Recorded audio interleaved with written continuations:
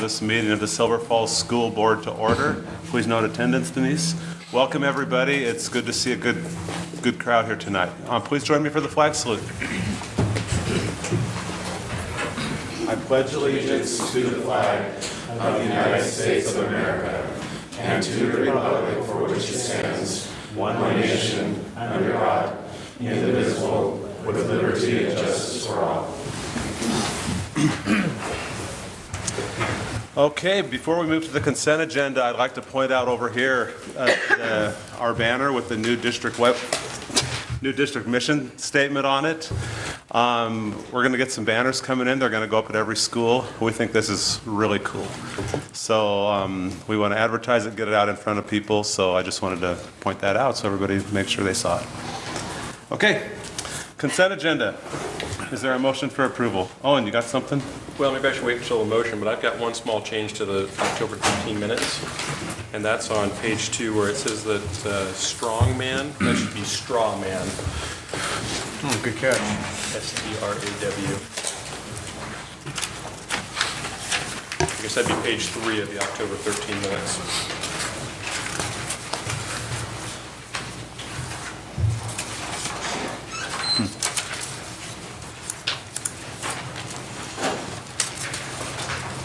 Where at, Owen? I don't On see it. page 3, it just says Owen encouraged the community not to accept, and it says the strongman approach, and it should say straw man. Oh, okay. The idea of Okay. setting up a weak opponent to just then knock it down. Okay. Okay, we can just amend those in the motion. So is there a motion for approval of the consent agenda with that one amendment to the October 13 minutes? So moved. Second. Moved and seconded. All in favor? Aye. Opposed? Okay. Student reps, Elijah and Courtney.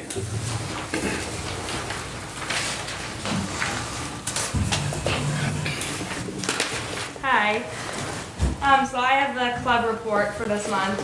So ASB, which is led by Johnny Farrow, just completed our coin drive for the Tree of Giving and raised a total of $4,418 to purchase gifts for children in need in our area. We hosted a variety of events to fundraise this money, including bingo, penny wars, and a macho volleyball tournament. Also, we would like to thank Pradham, Silvercrest, Victor Point, and Mark Twain for their contributions to the coin drive. The National Honor Society, run by Chris Yarnall, is participating in various community service activities this month, including volunteering at the Zenith Women's Club fundraiser and wrapping gifts for the Tree of Giving. The Interact Club, led by John Mannion, just finished their food drive for SACA. They brought in over 1,000 cans of food and will be delivering those to SACA to help aid families in need in our area. FFA, run by Sarah MacArthur and Scott Towery, recently participated at the National FFA Convention. All of the participants did very well, with Trey Renaud earning gold in public speaking, and Wyatt Quayle, Lucas Brown, and Austin Kinsey earning silver. Additionally, our agriculture mechanics team placed 21st in the nation. The Auto Club, led by Butch Stetson, is meeting weekly and beginning to prepare for their annual car show that will be held on May 30th. The Key Club, run by Megan Miller, raised over $70 for UNICEF on Halloween, which will provide medical aid for people in third world countries. They will now begin making blankets for children at OHSU. FBLA, run by Trish Conlin, sent 8 students to the Oregon Leadership Institute in Bend last weekend, and they all did a great job representing Silverton High School. FBLA members will also be participating in various community service activities throughout the month. The speech and debate team, led by Katie Kantrowitz, participated in a tournament this weekend and did an amazing job, taking 7th place overall out of 33 teams. Earning individual awards were Aaron Marcellet, who took 1st in novice after dinner speaking, Julie Golan, who placed 3rd in the same category, Noah Clemens, who placed 3rd in novice dramatic interpretation, and Melly Kazel, who placed 2nd in open humorous interpretation. The theater, run by Doug Osterhout, put on a terrific haunted house over Halloween weekend at the high school. They are now preparing for their production of To Kill a Mockingbird, which will premiere next week from the 20th to the 22nd at 7 p.m. The Gay Straight Alliance, led by Katie Kantrowitz, is working on setting up their club and meeting every Wednesday. The Red Cross Club, run by Dr. Kirsten Barnes, is holding a blood drive next Thursday, November 20th at the high school. They are also training for pillowcase project presentations, which will help prepare fifth graders for emergency situations. The robotics team is meeting weekly to work on building their drivetrain frame, wiring, and programming. The band, led by Frank Petrick, will be performing at football playoff games and preparing for their winter concert in December. The choir, run by Jennifer Kircher, is preparing for their winter concert on December 16th and 17th. They will also be performing at the Capitol in December. And that's all I have for clubs. Now for the sports report for this month. Battle. Fox's varsity football is now 10-0 after the big W in the first round of the OSAA 5A state playoffs over Pendleton, 54-6 last Friday night. Now the highest remaining seed, we move on to the quarterfinals this Friday night at McGinnis Field, hosting the Ashland Grizzlies at 7 p.m. The boys varsity cross-country team qualified for the OSAA state meet for the first time in 8 years on October 22nd by placing third in the Mid-Willamette Conference Championships. They placed 12th at the state meet on November 1st. Members of the team included Robbie Lee Park, Sam Roth, Hosea Catterall, Isaiah Perez, Wolf Seifer, Hart White, and Zeke Lynn. The girls cross-country team, 5th in the MWC, and the JV 3rd. However, this was the fastest girls team since 1993 when they switched the race distance from 3,000 meters to 5,000. The varsity team includes Maddie Furman, Allie Riddling, Stephanie Zitzelberger, Cassia Catterall, Sequoia Rizdam, Valeria Vasquez Trejo, and Emmy Vesterberg. They were led by Maddie Furman, who qualified for the state meet as an individual. She was 3rd at districts and 9th at the state meet in 1905, resetting her junior record. This past weekend, running for the Silverton Runners Club, Maddie set a school record at the USATF Youth Cross Country State Championships. Her time was 18:52. She will run at the Nike's Oregon vs. Washington Border Clash on November 23rd. SHS girls varsity soccer finished with an overall record of 6-7-1, making it to the first round of the OSAA 5A state playoffs, losing to Churchill 0-2. SHS boys varsity soccer ended this year's season with an overall record of 1-12, earning a W over the Dallas Dragons. Our varsity Lady Foxes volleyball wrapped up the 2014 season with an overall record of 10-13, losing in the first round of OSAA 5A state playoffs to Churchill 3-0. SHS cheer is still cheering strong. Go Foxes. That's it for sports. Thank you. Okay, any questions for these guys? The haunted house was really good this year. It gets better every year.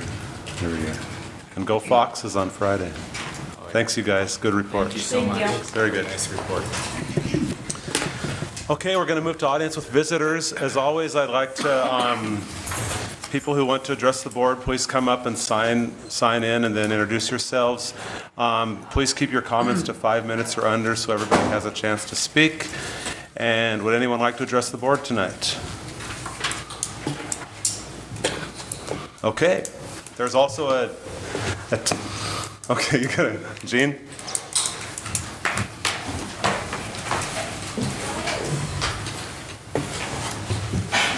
There'll be bound to be more then.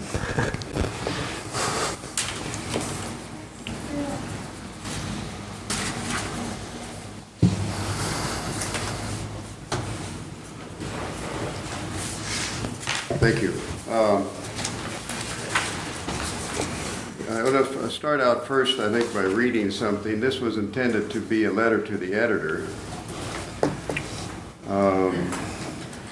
And it has in it, there still are no winners, and we are all still losers. This was the letter to the editor that was sent in. It never got printed. This was May 2013. So we've got the same thing again. I sent a reminder and appeal to the board. There's similar words in it this time. You received it on November the 5th. It says, however, there are no winners until we are able to reach a beneficial solution for the entire school district needs. We are all losers. And so I'm not here to make any claim to anything. In fact, I'm not sure the efforts that I made had any merit. I was degraded so much that I'm not sure how much people listen to me, but people definitely don't want the plan that's been being proposed. So what are we going to do about it? I think that we definitely need dialogue. We haven't had dialogue to this point. You know, I've come to these meetings. We need to be able to sit down and have a good discussion together about how did this work. All we've heard was things like Bob Collins says it's incomplete, that there's items by the owner, it's not a good plan. The other people said it's going to cost more money. Well, none of this has been looked at thoroughly. Owen's the only one that sat down with me for, I'm not sure what it was, half an hour or something, that meeting was truncated. We didn't finish. So we really need to sit down and establish, is there some value in what's being proposed as the alternative?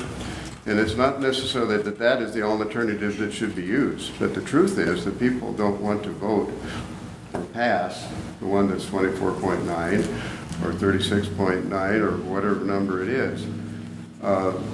In fact, I can't even say I represent all the people in their thinking, because there's many people that are saying they don't want anything. They're going to vote no, they're so ticked off. So you should really realize that. We have an audience here that are going to plead how we should be spending the money, but people are saying, no, we can't do that. And they are the Silver Falls School District. You are the representatives of the school district that they have hired by election to do what they need to have done. So you received from me a breakdown of what I thought would be a kind of a timetable of things to do. I'll just go ahead and read it. So this is an appeal for all of you to come to the table as soon as possible. The path should lead to immediate discussion by urban and rural representatives, preliminary plans and budget, a consensus and direction, formal negotiated budget and plans, a bond election in May 2015, advanced construction expectation to begin immediately before June 2015.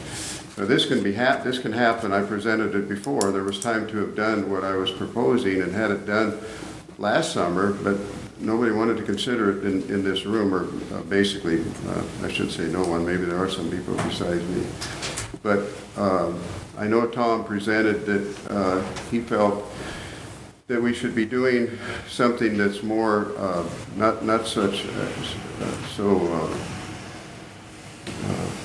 such a big project that we get to the end of it and then we got to do it again. We should be able to pay off the bond that we currently have. We get it paid off in 12 years, and then we can do something bigger if that's something that we have to do. But right now we don't have to do that. We can just fix what we have. If we fix what we have and it's stable, even if we do eventually say, let's do something at Eugene Field School, we'll have something that's a product that's got sprinkling in it, it's got insulation, it's got wiring, heating, all these things that somebody may want to buy. So the question is, again, when can we meet? I'd like to propose that we meet this week. We need to move quickly on this thing if you want to make it successful. If you drag your feet, it won't be successful. And I can tell you it will not be acceptable to come ahead and say all of a sudden we're going to put all of these modules up any around or wherever where they're put up. It's not going to be accepted. This whole thing started in 1993 when it was proposed that modules be put up at the high school. And it was said it was not something acceptable at the time. Okay. Questions for Gene? Thanks. Actually, I do have one comment. You mentioned the modulars. Our plan, I saw some, I think it might have stemmed from some of the information you sent out, but the plan was never to put modulars at Schlater Street on this bond election. We were going to use modular type construction, but it was going to be permanent construction as part of the high school. It's going to be built off-site, moved in, and it's permanent construction, not temporary. Well, I appreciate your comment, but my statement is to have independent buildings to just make extra space. It's not a proper solution at this day and age that we should be doing that for a primary need. We have a building that's fixable. It would be very good if the board would just sit down and say, okay, let's go through this thing. How is it working? Why is it better than what the other engineers propose? Why do you say it's more comprehensive? That step needs to be done, and it's not that tough. So I'm asking that we do that. Okay, thanks, Thank you. Gene. Anyone else? Yeah, Chris.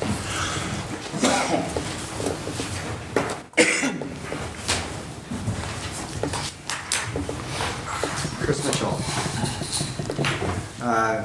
477 Jean Court. I just want to take this opportunity to remind you that the main difference between last year and this year is Eugene Field is closed. If I understand it correctly, that we accepted the recommendations from the task force, and that's huge. And that puts a large burden on you now. I would love to come to meetings, open public forum, but our professionals have said what they said. I believe that you did a great job researching out everything, and that it is time to act. It's unfortunate that we're now acting with reserve funds, but it still has to be acted upon. So I want to just take this moment to thank you. I think you guys have a very challenging time in front of you. I think that all options were vetted, including Mr. Pfeiffer's. I think that the professionals have spoken. This is what we have left. So, thank you very much. Any questions for Chris? Okay, thanks, Chris. Anyone else? Okay, there will be another opportunity for audience with visitors later on in the meeting after our discussion items and things. So if something comes to mind, you'll have another chance. Okay, moving on, discussion items. We have a second reading on some proposed revisions to policies. I'm going to go through, there were only 2 of these included in our packet because those are the ones that changes were requested on at the last meeting. But I'm going to just read all of them in case something else came up. EEACA, School Bus Driver Examination and Training. Okay, one that was in our packet. II/IIA, Selection of Instructional Materials. Anything on that one? Just like to thank Andy for the word changes. I thought those were good. Clarifies things. I had a comment on that too, and I like that word choice too, but I did wonder if using the term protected class has a specific legal meaning that is narrower than the list that we had before. So protected class traditionally means protected, what the Supreme Court's told us is protected in the Constitution, which I think is limited basically at this point to racial, national origin, and religious. Does not include disability, age, marital status, may now include sexual bias, I'm not sure. But I just wonder if we may have inadvertently narrowed the scope of that by this present word choice. That's a good question. I was thinking more specifically Oregon protected class as defined by Oregon Constitution. So we could surely narrow that or specify that, Yeah, I would just or even check eliminate with the our, word. I would just check with our, and maybe you already have, with our legal counsel to make sure that we're not using that in a narrower sense than we intend. I can do that. Thanks. Okay. IK, Academic Achievement. Anything on that one? That's the other one that was in our packet. That's clear as well. Okay, JGAB, Use of Restraint and Seclusion. Okay, we're good. Also in our packet, 2014-2015 Board and Budget Activities Calendar. This is just spelling our year out in advance. Meeting dates, Budget Committee meeting dates. Any questions, discussions? I didn't think there would be. Okay. There'll probably be some more above this. Pardon? There'll probably be more meetings beyond what's on. Yeah, there probably will be, but we'll start with those for now, I guess. Okay, moving to our Our third discussion item, bond election results. This is going to just a time for us as a board to kind of discuss between ourselves, the results of the bond election, where we go from here. I know, you guys all know I sent an email out a few days ago about my feelings about moving on from here, and I requested that everybody kind of come with some thoughts about how you guys feel, what are your thoughts, what you want to do. So I would just like us to take a little bit of time for everybody to give some of their opinions. I'll start, I guess, since I was the one who requested it. For me, at this point in time, it doesn't really matter why the bond failed. To me, that's no longer important. We've had 2 bond elections, they both failed, but we still have 450 kids in a school that's inadequate and a school that we need to get kids out of. I just think Eugene Field is at the end of its useful life, that everything we've talked about for the last couple of years, I think we just need to keep that as a priority, keep the focus on that, and move forward from here. I think we need to talk about the options. I think we need to have some good discussions about the options, look at all the different options, but I also think we shouldn't be dragging our feet. I think we need to keep this kind of at the forefront and move forward, because we do have a problem there. Eugene Field is the highest facility need in this district right now. And we do, as far as I'm concerned, we do need to keep moving forward and come up with a solution on this. Let me look at my notes real quick here. There's been a couple options thrown out so far. The use of the Schlater Street campus in some form, and I think that's a very viable one. There's also been a talk about double shifting at Robert Frost. To me, that doesn't seem like it matches our goals of this district. I mean, I don't understand. I don't really understand the whole concept, but I know you'd have one group of kids there from 7 in the morning until noon, possibly, and another one from 1 to 7. And, when one of our goals is attendance and academics and all sorts of stuff, it just doesn't seem like that type of situation would be in the best interest of kids if we have other options. I do think one thing we should definitely think about right out of the gates is selling the Eugene Field property. We're going to need money to relocate those kids. I think that would be a good place to start at least researching, if not putting that building up for sale, so we have some, try to get some resources moving to relocate and do something else with that building. So I just, there's a lot of discussion we're going to need to have.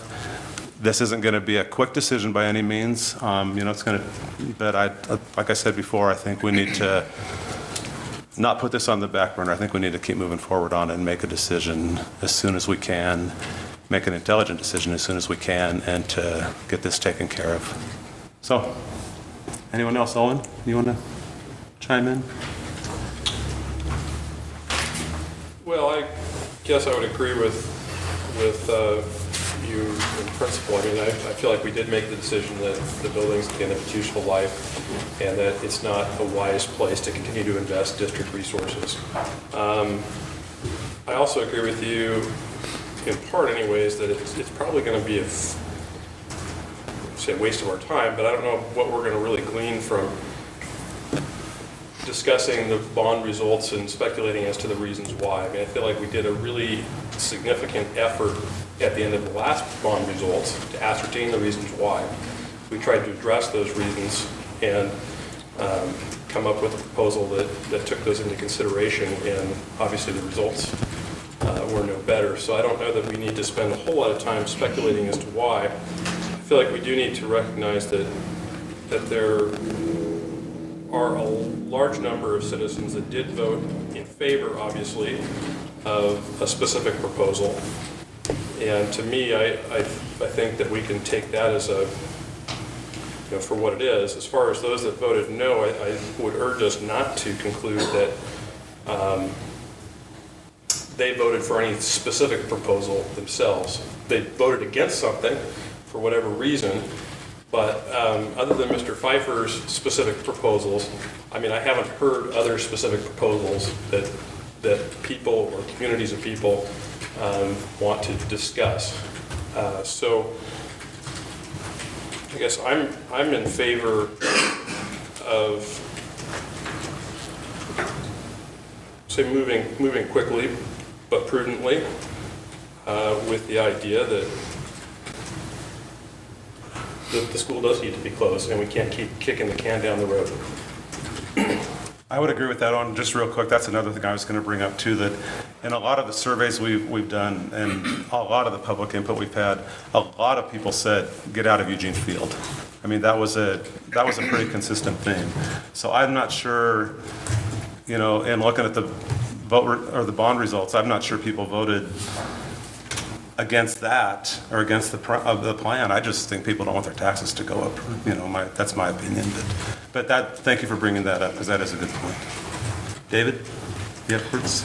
So this is a very complicated topic, and there's a lot to discuss and a lot to evaluate. And I think we do need to make an effort to understand why the voters voted no resoundingly for the second time.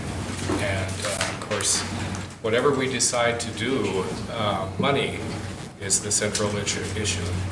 We simply don't have the money in reserves to do anything dramatic. And we don't have a way to raise the money without voter approval.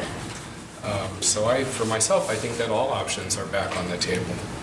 And I said this at the time that we made the decision to accept the recommendation of the Citizen Task Force, which recommended closure of Eugene Field.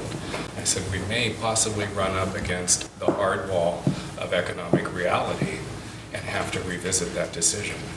So for myself, I think all options are on the table. I think there are a great many people in the community that are not so much interested in saving old schools as they are in maximizing what we have already existing with the resources that we have to work with those things with. So I think it's possible, we didn't really investigate that very deeply, it's possible that that building can be made safe and clean and wholesome and functional. I think there are other things that can be done, such as downsizing the population there by adjusting attendance boundaries in the district. We do have some space available in our rural elementary schools.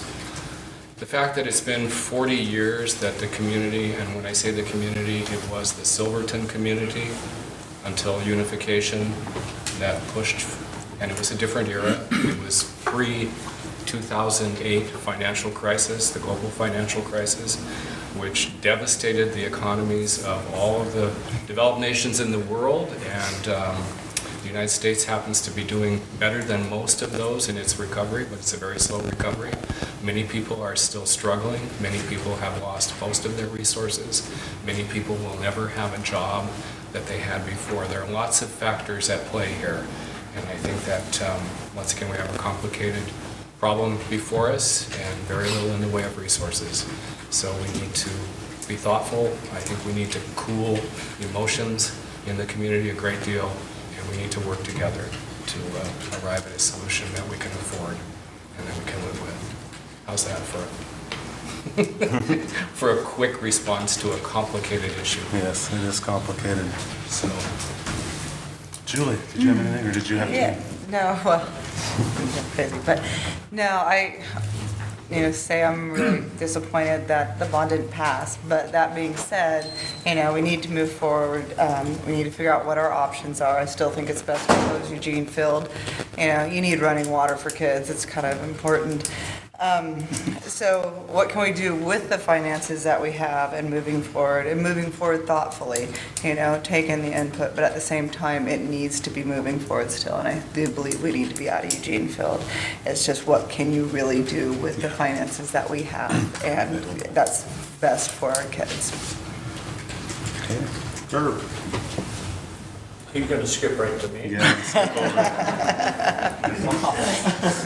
Well, I would have to agree with what has been said.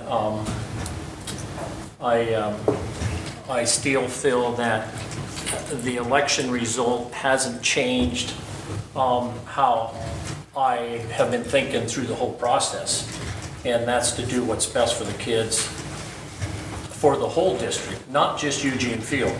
But right now Eugene Field happens to have the greatest need, and so that's why our attention is focused on Eugene Field. So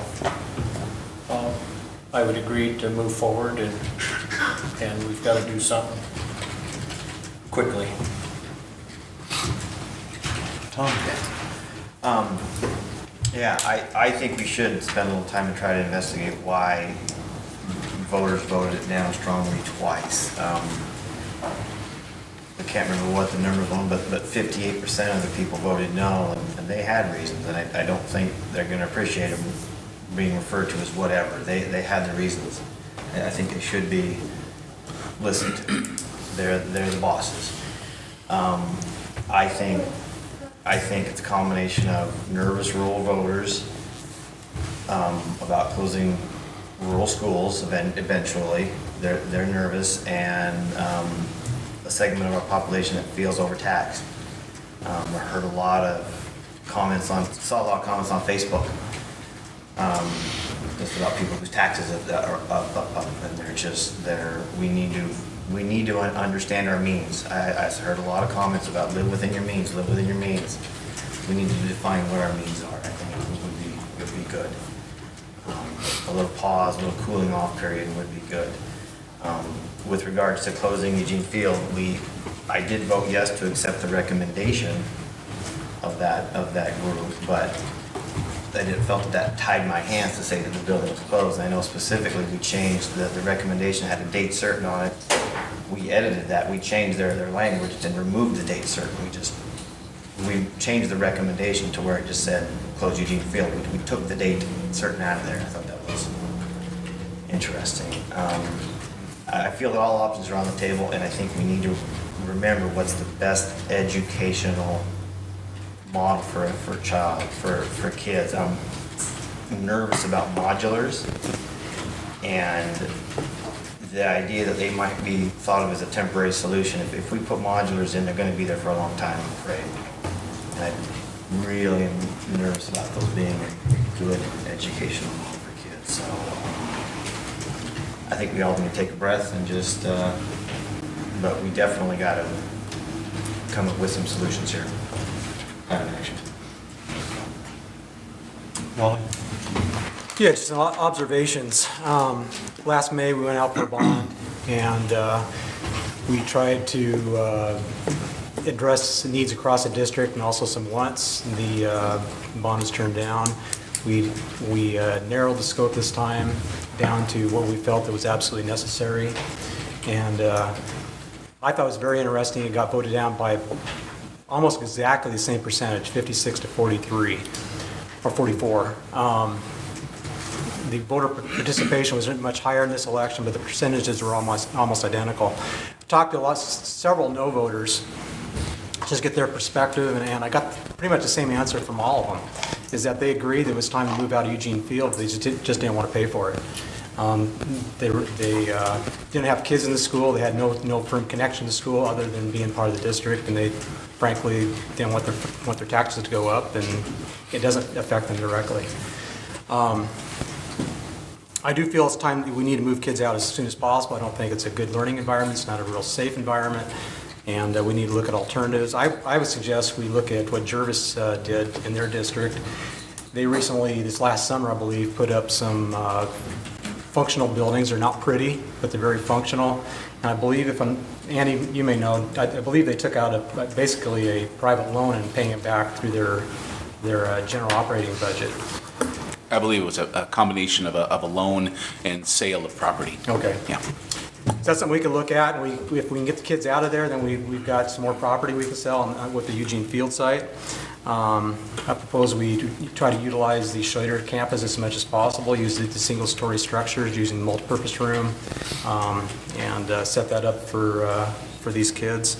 And I also heard some discussion about double shifts, and frankly, I think that'll just make people mad, and I don't think that's what we're really after. We need to do what's right for kids and look for alternatives. And now just a time to react to anything you heard. Well, I'd just like to remind everyone that Eugene Field, we have many buildings of various ages in the district. I think that Evergreen School dates to the mid-1890s, if I'm not mistaken. 1945. Evergreen School? Correct. It burned down. Oh, okay. Sorry about that. But we have some old schools. We have a whole collection of old schools of different ages. But our consultant told us, Zach Stokes, who investigated the seismic integrity of our buildings and reported to the board, told us that the single most dangerous building in the district was the old gymnasium now used as a cafeteria at Butte Creek School. And he said that it could basically, because of structural flaw in that building, it could basically collapse at any moment. And my question to him was, what would it take to cause it to collapse? Would it be a rain load, a wind load, a snow load, ice, a combination of those factors? And he said these words. He said it could collapse today, tonight, tomorrow, next week, but it will collapse, and it will collapse on its own. Those other factors would exacerbate that, but it will collapse. And we have kids there every day. We have parents there, we have staff there, and our response to that has been to apply for a grant. I worry about that as we move into winter. That's one thing I actually do lose sleep over. So we have problems in many of our buildings. We have buildings that are probably inadequately wired. We have buildings that are old. They have various problems. We're not hearing a lot from the folks that utilize those buildings.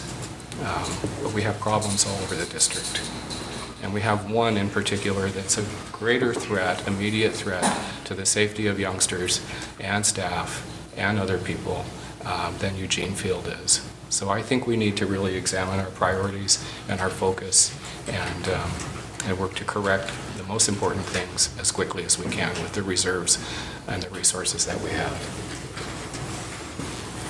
Yeah, David, my response to that is that is why Butte Creek and Scotts Mills were first on the list for the seismic grant, to get updates for the seismic grants. That's why they were first on the list, because the gymnasium in Butte Creek has been monitored regularly for a long, long time, and it needs to be fixed. But that's why they were first on the list to do that. And yeah, it's true, a lot of our buildings, have issues like any old buildings do. But Eugene Field has the second largest population of students in this district, next to the high school. It's the biggest. It's the second largest population, and the oldest building in the district, and a building that's really run down. And Tom, what you said, about how 58% of the people voted no. Actually, 56. 56. It was 56. Okay. Okay. And we need to know why, but.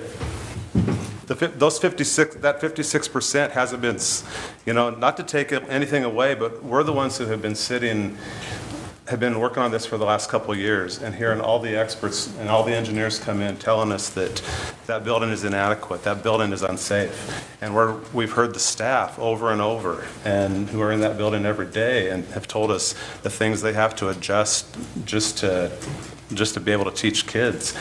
And to me, it's still our responsibility to do something about that building. Even though the bond went down, that's just one door. As far as I'm concerned, that's just a door that got closed. Unfortunately, that door got closed because now we do have limited resources. But I like what Julie said about making it work with the dollars we have, and possibly getting kids out of that building and selling it, like Wally said, and using that money for other things too. So.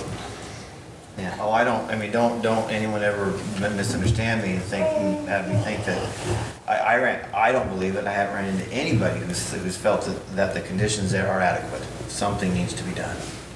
But there's people have opinions, and I think we need to know what they. I think there's some nervousness in the rural areas. I noticed. I believe that the first phase of the high school passed the first time. Is that true? I may have that wrong. The second phase of the high school, first time it failed because Eugene Field was on it. The second time it failed, Eugene Field was on it. When that got taken off and it was a building that the whole district was going to share, it passed. Barely. passed. You know, the rural folks will vote yes for things, and that's one segment. And then there's the folks that were worried about financial. We can, financially, you know, it's 12 years, but in 12 years, the high school bond pays off. And for 2 phases of the high school, it took us a while to do this, but we rebuilt enough to house 1/3 of the district students. And so when that pays off, we can endeavor, hopefully, to have a vision. That's a pile of money we're going to be able to do again. We can rebuild maybe another 1/3 of the district, potentially, if we structure it and ask it right. We can go to the voters for this. It's not the end of the world, but we've got about 12 years before we're really going to have a good chunk of money potentially available to really do some neat projects. And I think we need to have a plan to get to that point. And I think all options are on the table for that. There's going to be, you know, that's going to be a wonderful day when that bond pays off and we can really potentially do something neat, something nice again with new construction. Well, unfortunately, we're a district with old buildings. Our second newest building, I believe, is about 40 years old. Yeah.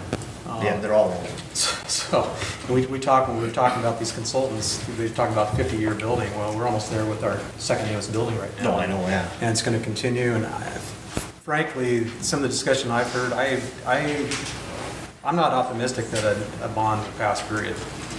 That only will affect part of the district. It's a carryover from unification. It's too bad, but I think that's really the situation we're in. Yes. I would agree. Did I hear you right, that it has to cover the whole district? Yeah. It would, but the type of money we're talking about won't get that. I can't see that getting passed because the dollar amount's going to be too high. Oh, to build well, you can't build everything at once. And but then again, our biggest need right now is Eugene Field. We need to do something yes, that will last a fair amount of time. yes. Yeah, and I would agree we're going to need some long-term solutions. But at this point in time, I also think we need some short-term solutions to sustain us to get to those long-term solutions for the Eugene Field building. Well, it's going to be a long haul. It's going to be a long haul, yeah. And, I mean, 12 years when that high school bond goes off, there's no guarantee we're going to pass another bond for that amount of money then. In fact, I don't think it would happen, So, I don't know. Lots of work to do, but I think we need to move forward as far as I'm concerned, so. Other discussion? Well, Andy, for our next meeting, could you get some information out of Jervis and understand exactly what they did so we get some details? See if it is an option we even want to entertain. And Andy, after the blast bond, didn't we already have some work done on doing some modular, or placing some modulars at Schlater that we could possibly look at also?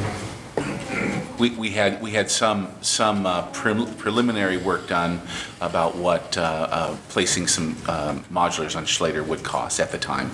It was a year and a half ago.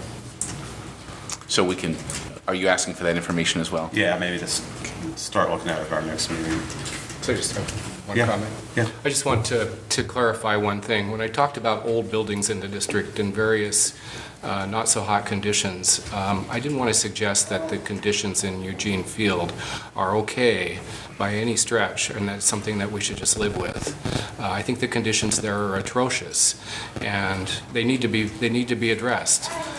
Personally, I don't know for sure that closing the building is the best way, given the taxpayers' willingness and ability to pay. I don't know that that's the best solution. We didn't have, in my view, a completely objective process and a completely objective analysis of that potential, the potential of renovating the building. We had some consultants come in who had pretty much preconceived notion of what they wanted to do and what they wanted us to do. I think we had a lot of sort of combative discussion. I think we'll do a lot better if we cool down and come together and really talk about what we can do and where we need to do it in a more, I guess, a more together fashion, for lack of a better term. So. 2 weeks. Work session in 2 weeks? Yeah. Andy, also, what would it take to start, I mean, is there some kind of an analysis or some research we could do to find out what that building might be worth on the open market? I mean, not the building and the land it sits under. The building isn't worth any much. Well, we had a, boy, it's probably been, oh, you've been superintendent now. 5 years. Oh, wow, okay. It's probably been 7 years ago we did a, I think it's been, yeah, you're talking about an appraisal, Wally? Yeah. Yeah, there was an appraisal done in Eugene Field. I think it's been maybe more like 8 or 10 years ago. okay. So that wouldn't be accurate by today's standards, of course, but. It's been longer ago than I thought. Okay. And I know the city has expressed some interest in that site also, but we need money. So I don't know if they're in any better shape than we are to by buying something like that. So I don't know. I would just be curious to see if there's any way we could find out if there's any interest out there, from private organizations or whatever. Anything else before we move on? Yeah, how much do we have in our reserves? Kind of maybe for a work session, just a rough idea of what we've got available. And in our other funds are, the construction excise tax and all Right. those other funds. You have a summary in front of you that, have you handed that out yet, Scott? Yes. Yeah. Your financial report for a sense of reserves, that in using the word reserves truly in a bit of a loose fashion, it's the money that you currently have in your capital funds project account. So it does not include any funds that you would have the option through the budget development process or through your own decision-making to utilize from the general fund.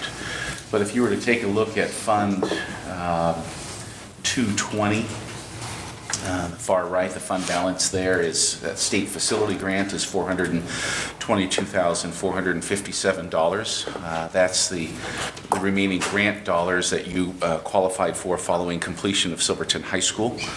We've used quite a portion of that, but that balance remains. And then if you go down to Fund 430, Capital Projects Other, that includes your construction excise tax revenue, includes the sale of monitor property, the Westfield property as well, and has accumulated over time, and that's at $1,105,204. But we're still receiving payments on the Westfield and the Monitor property, correct? Yeah, the monitor property may be paid off, I'd have to check, but the Westfield property for certain, you're still receiving payments. And how much are those payments? You had, it actually varied from year to year, I believe, David. I don't have it in front of me, and then there was a large balloon payment at the end. So I'd have to check that schedule and see where we are with that and what we've received and what we have left. Seems to me there's a few years left. But so let me find that information out for you. But it's mostly paid off, though, is my perception. Westfield? No, Westfield still has a chunk of change coming in. Right, Yeah, but that's the majority of the money. I can't even say that for certain, David, but I'll find that out.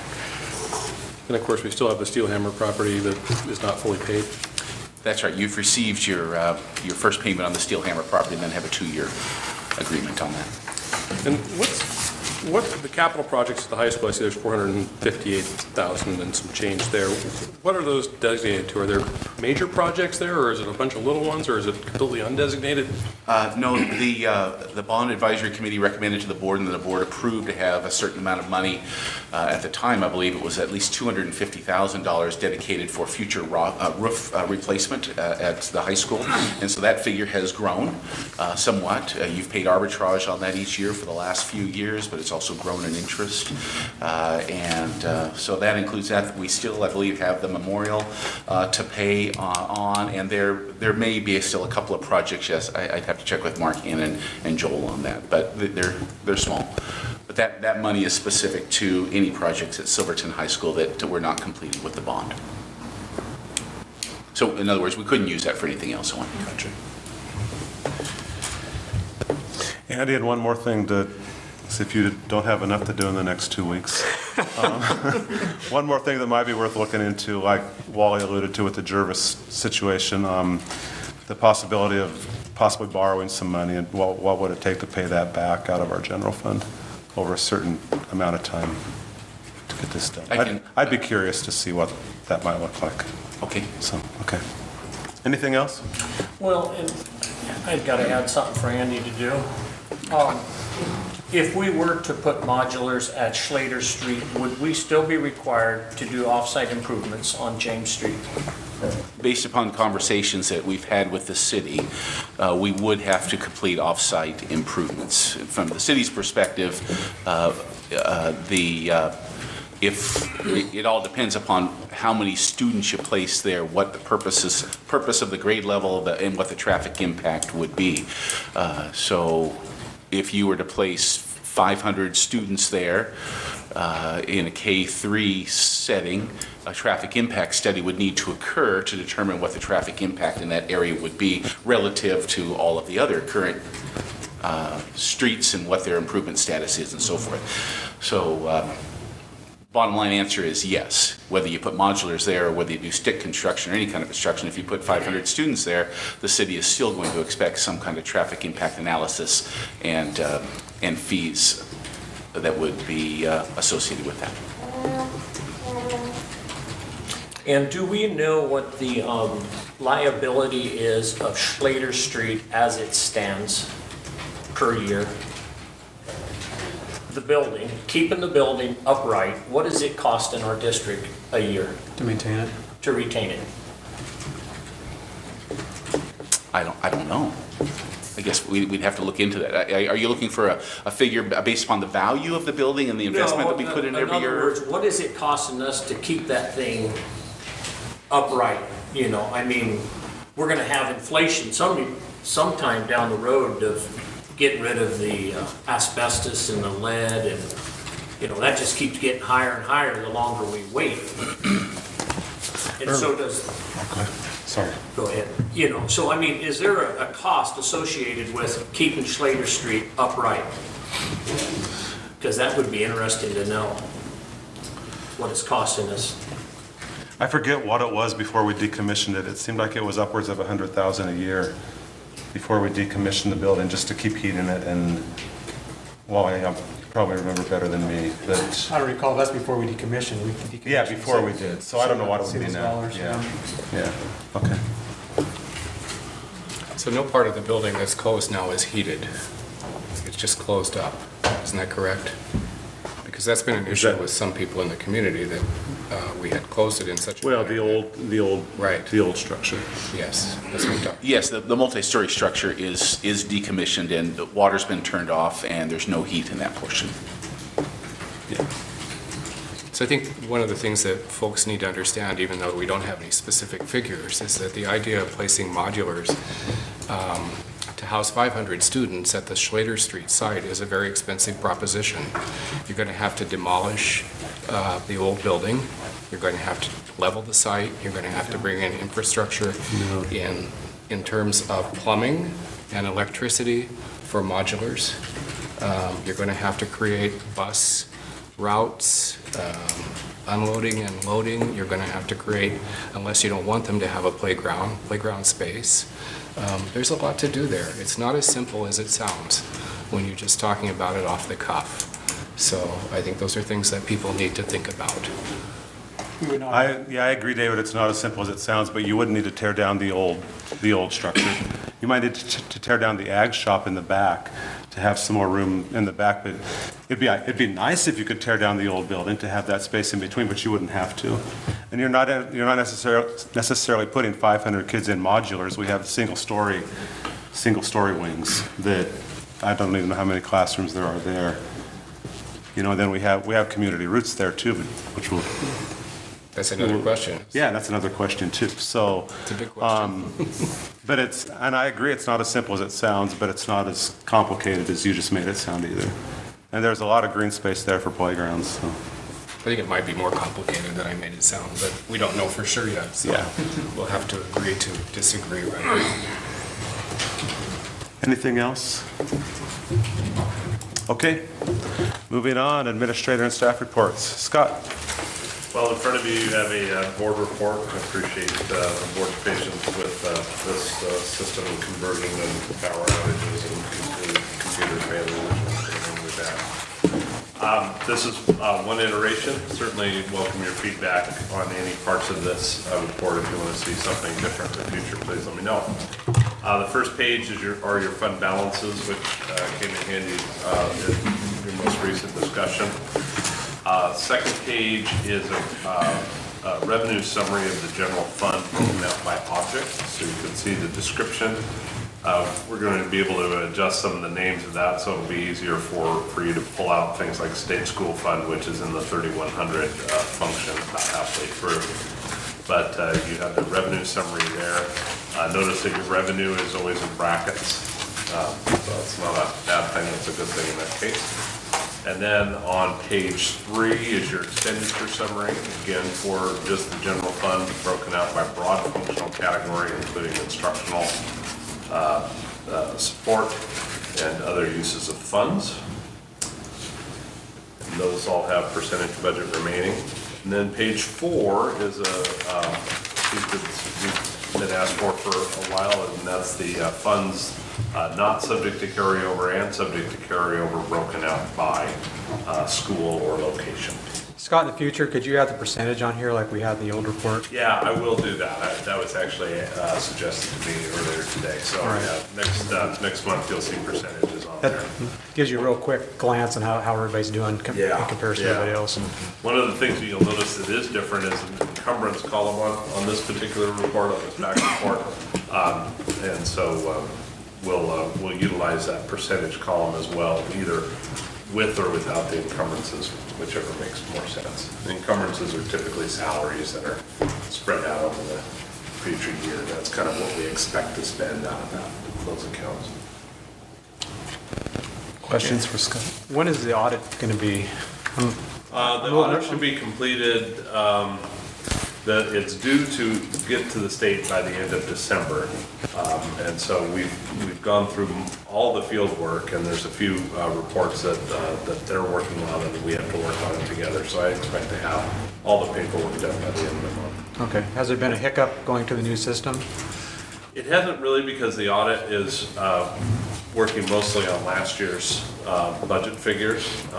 The hiccup has been because we don't have those solidified, with audited figures at the end of the year. Then the beginning numbers are not as tight as I'd personally like them to be. So, but once the audit gets wrapped up, then some of these numbers will adjust. They're not far off, but I'd still like to see whatever kind of adjustments we need to make to the financial statements for last year to see how they affect this year. Other questions for Scott? Okay, Miranda Traeger, Community Roots.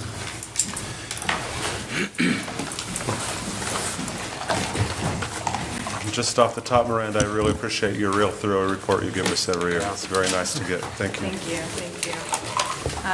Kind of a tough act to follow, bond results there.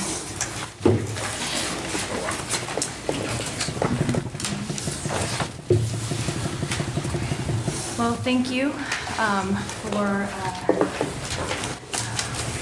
taking time to listen to kind of the spiel that I have for you about what we've accomplished over the last year and the exciting moments that we have for this year and the future to come. So I just want to start off by kind of pointing out that one of the biggest transitions that we did last year was kind of getting ready for the Common Core.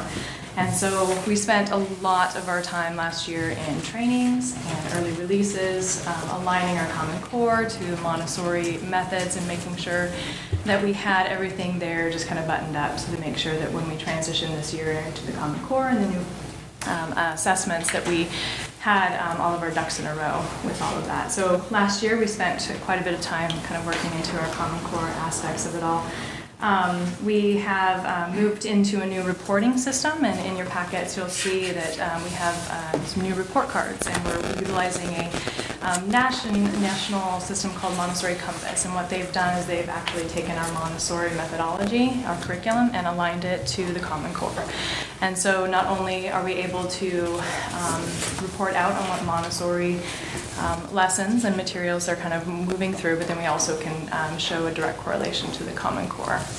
And in our sample report card, what we've also done is we've taken some models from the district and what kind of reporting systems that they put out there, and made sure that ours correlated not only with the Common Core, but then also has some common language with what the district is reporting out onto. So we added those to our reporting cards. And so just when you're looking through those report cards, one of the things that we do is we don't do the traditional A, B, C, Ds, and what we do is we look at the development of the child. And so in those report cards, you'll see that there's presented, and then it kind of moves into when a child is after they've been presented, it moves into practiced, and then they become independent, and at some point they have mastered their material, and then they can move on to the next set. So what I gave to you as an example is just kind of a quick little sheet from our reading and a quick little sheet from our math, but that's just, it's usually about a 26 to 35 page report card. So we're working on condensing it to make it a little bit more user-friendly for our parents. And so this upcoming year with the Common Core, we're really excited. We're going to really deconstruct the standards and make grade level assessments very specific. So we are still continuing to do our own assessments in the Montessori method, but this year we're using our early release time to actually create very Common Core specific assessments that are very Montessori based, so that every reporting period we can go through those kind of assessments and make sure that the parents are very aware of where their child sits in relationship. But within all of that, we still want to make sure that we maintain that there is a 3-year learning cycle. And so we have our 1st through 3rd grade kids in a classroom and our 4th, 5th, and 6th graders in our classroom. And the idea behind it is that we trust that the development of the child is not going to happen and kind of bloom all in 1 year, that they have a 3-year cycle to be able to bring into fruition kind of all of their learning. And I kind of liken it to the fact that, you know, when a baby learns to walk, you know, there's going to be some babies that develop and walk at 8 months, and then there's going to be some that develop at the 13 months. And so I think what we do is we just need to allow for the child to grow and develop at the rate that they need to. The big thing that we're going to be looking at this year is creating 3rd and 6th year benchmarks to make sure that our 3rd years exit and are ready for our 4th and 5th grade, 5th and 6th grade classroom, and that our 6th graders are ready to enter into middle school. And so we're making a big effort this year. We're bringing in on extra support to make sure that these kiddos are ready for these really tough SBAC assessments that are happening. And so the language performance assessments are extremely unique and very different, and we need to make sure our kiddos are not only successful moving into middle school, but then have the ability to graduate high school. So we're making a big effort this year to make sure our 5th and 6th graders have that ability to be able to graduate high school. We're working a lot on that one. So, you know, I think I mentioned this before in the past, but one of the beautiful and unique things about the Montessori is that we really look on the whole child, and that's, you know, the wonder about that, you know, we do have the academics, we got that Common Core, we're working really hard to make sure that that is communicated to our families. But what we get to do is we get to not only focus on the academics, we get to focus on a concept like concentration and value concentration and be able to give that to them. Value the idea of that social development is sometimes just as important as the academic development, and that we work as a cohesive group to try to make sure that we're learning how to problem solve and how to get along as friends. And so not only is the academic weighted there, but the social aspect is weighted.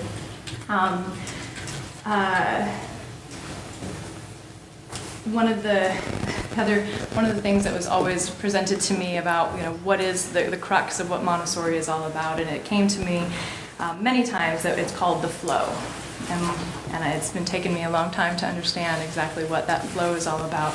And what it is it's simply the ability to concentrate and focus on something for a duration of time, and you get so immersed in that learning that it consumes you. And so for children, you know, what we do is we try to set up an environment that if they are extremely excited about something, that we allow for them to explore and dive into that, the depths of what they need to. And then there's all of this pieces of the puzzle put in. Let's make sure we add a math element or a reading element or something else that kind of comes with it. So it's been a really wonderful adventure to really see the flow happening. It takes a little while to establish that in those classrooms. And not only to find the flow, but then the confidence that the child comes out and says, I did that. And now I know that I can be extremely immersed in a knowledge, and I know how to then go on and do that same thing in something else. You know, we want our kiddos to be able to go out into that workforce or go out into kind of, you know, the high school with that ability to be a lifelong learner. And so that's the big goal of what we're kind of going with. That all said, we're extremely excited about moving into this new school year. We have moved into we have 4 classrooms now. We have 2 lower elementary and 2 upper elementary. We have amazing staff that are extremely competent and have kind of been there and done that for a long time, and are really bringing a life and a breath into this process. And so, So thank you so much for your guys' continued support of our very unique, and I would say very valuable asset to our community. And you know, as usual, we're here to kind of partner and to help out in any way in any process that goes on with the facilities discussion, which is going to be a very interesting one to follow. Yeah. So thank you. I appreciate the ability to be here. And for staff, thank you for your continued support of our kiddos. We always appreciate that, so thank you.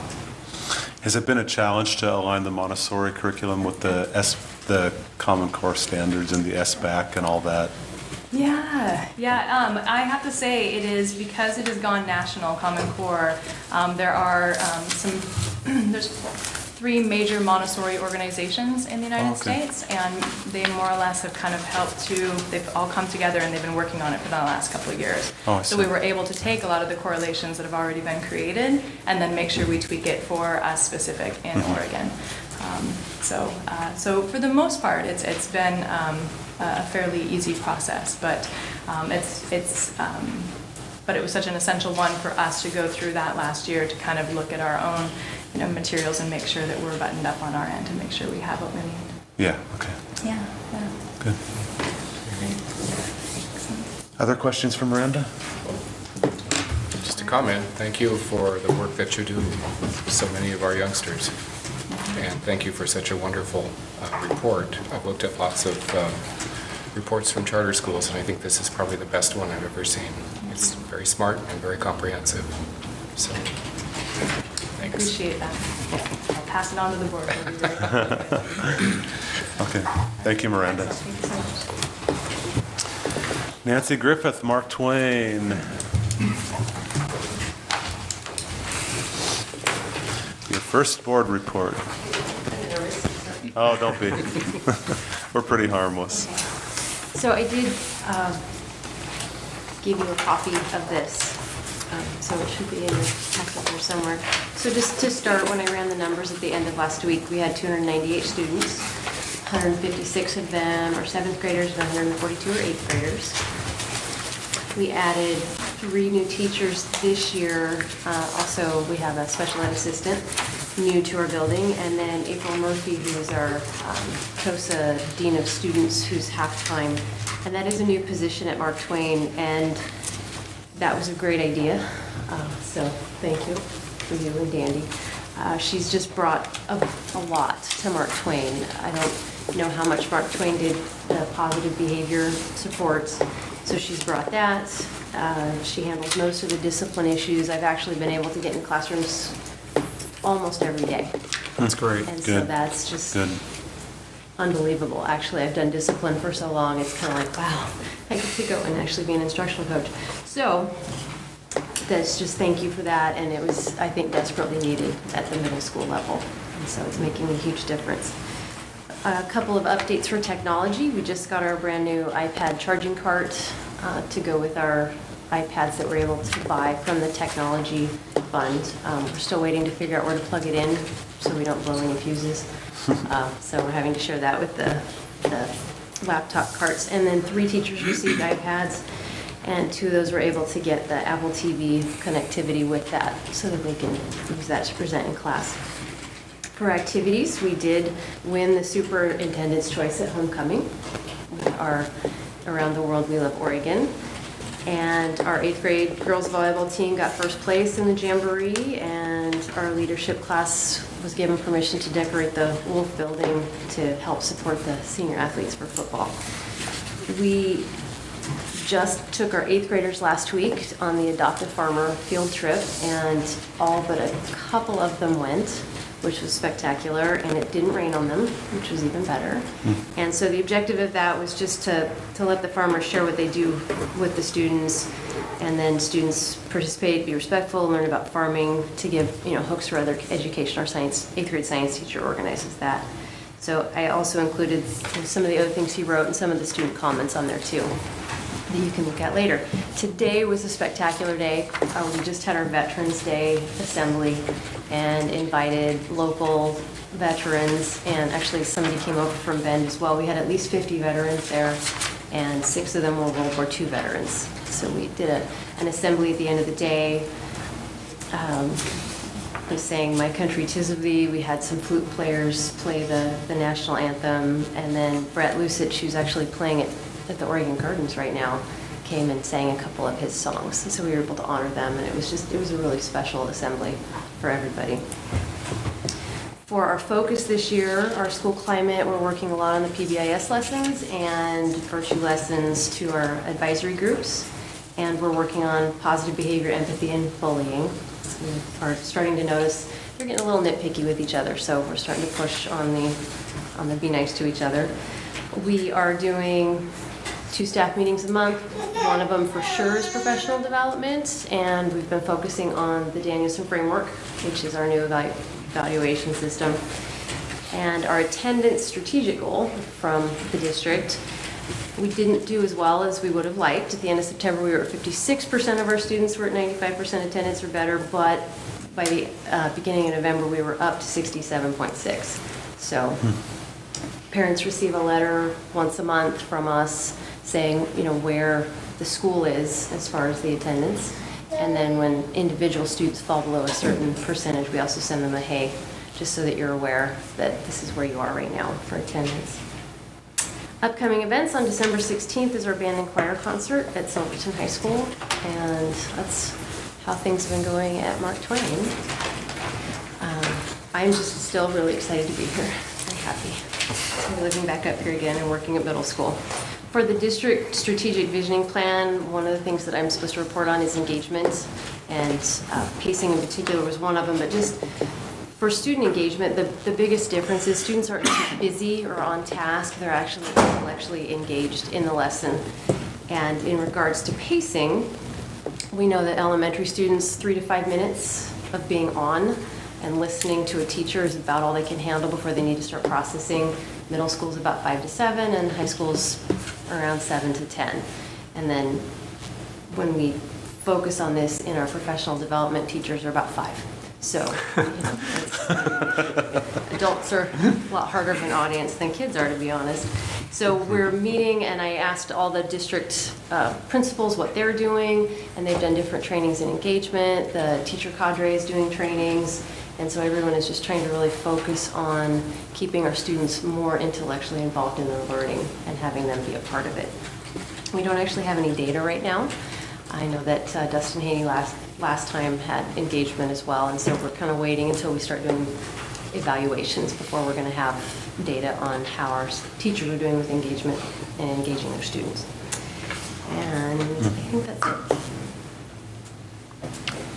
Getting back to attendance, have you gotten any feedback from parents on Absolutely. the things, positive, negative, either way? Negative. They are concerned that we're asking students to go to school when they're sick. And our response is, if they have a fever, if they're throwing up, we just included the note from the district nurses in our last letter. And one of the things that when I talk with parents, I say, medical is important. We don't hammer kids if they're really sick. We're not going to keep them from the 8th grade ceremony if they've been sick. And so I think, as with most things, the parents who are most concerned about it are the ones whose kids might be out for a week because they're sick, and then they don't miss any other time. But they're worried about their own kids, and that's understandable. So, but that seems to be the biggest one is, you want our kids to go to school, but you don't want them here if they're sick. Sure. So I try to let them know that, we take medical issues into account. All right, thank you. that's reasonable. Yeah. Other questions? Okay, thank you very much, Nancy. Good report. Jennifer Hanna and Eugene Field.